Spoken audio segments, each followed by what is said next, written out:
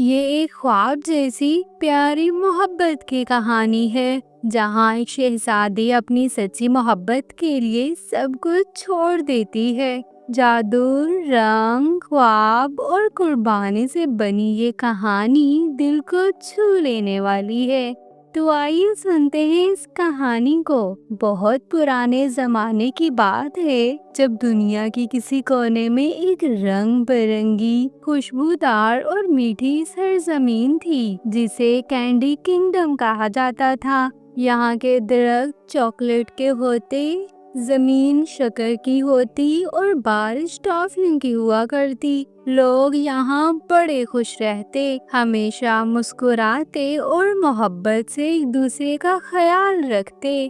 اسی candy kingdom میں خوبصورت، نازک مزاج مگر بہادر دل والی شہزادی رہا کرتی تھی جس کا نام لینا ذاتی تھا۔ لینا کی بڑی بڑی ہیزل آنکھیں، گلابی رنگت اور نیلے رنگ کے ریشمی بال تھے جو اس کی پشت تک آتے تھے۔ وہ ہمیشہ گلابی رنگ کا خوبصورت فراک پہنتی جس پر سفید موتیوں کی کڑھائی ہوتی۔ لینا بچپن سے ہی بہت حساس دل کی مالک تھی۔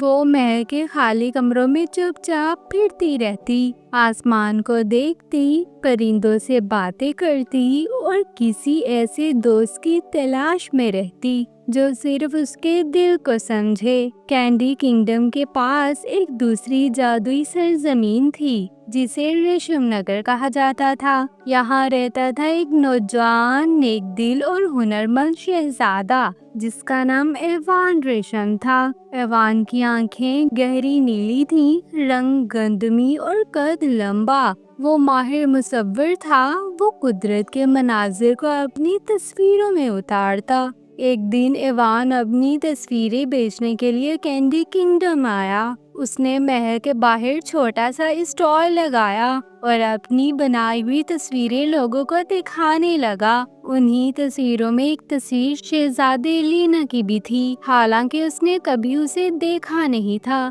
وہ محض خواب میں دیکھی گئی ایک حسین صورت تھی جو بے اختیار اس کے کینوس پر اتر آئی تھی۔ جب شہزادی نے یہ تصویر دیکھی تو حیرت سے اس کے قدم وہیں رک گئے۔ یہ تصویر، یہ تو میری ہے، لیکن تم نے مجھے کب دیکھا؟ ایوان نے مسکرا کر کہا، میں نے آپ کو کبھی نہیں دیکھا شہزادی، مگر یہ چہرہ کئی راتوں سے میرے خواب میں آ رہا تھا۔ شہزادی کا دل ایک لمحے کو رک سا گیا۔ اسی دن سے شہزادی لینا روز ایوان سے ملنے آنے لگی۔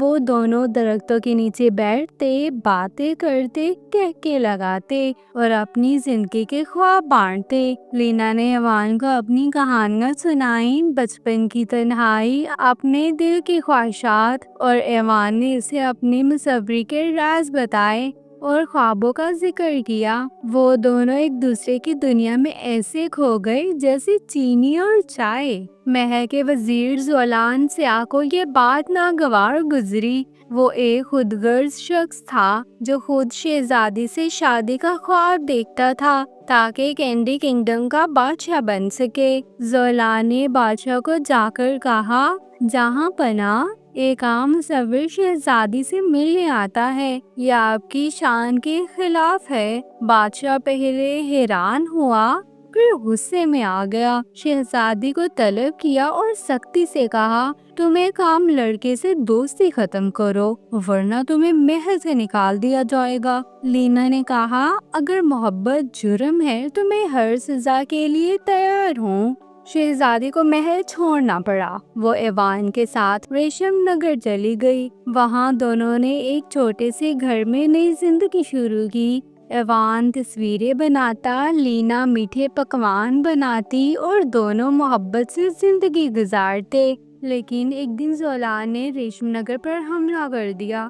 وہ چاہتا تھا لینا کو واپس لے جائے اور جبرن شادی کرے۔ جنگ شروع ہوئی۔ ایوان بہادری سے لڑا مگر وہ ایک سپاہی نہیں تھا۔ زخمی ایوان زمین پر گرا اور زولان نے لینا کو قید کر لیا۔ لینا نے ہار نہیں مانی۔ اس نے مہر میں قید ہونے کے باوجود جادوئی کینڈی لاکر سے محبت کی ٹافی چرائی جو دلوں کو نرم کر دیتی تھی۔ اس نے وہ ٹافی زولان کو کھلا دی اور اس کا دل واقعی بدل گیا۔ زولان شرمندہ ہوا اور ایوان کو آزاد کیا اور کہا محبت طاقتور ہے، میں نے غلطی کی ہے۔ بادشاہ نے جب یہ سب دیکھا تو لینا کی محبت کو سراہا اور اعلان کیا شہزادی لینا اور ایوان کی شادی کینڈی کنگڈم میں شایان شان طریقے سے ہوگی۔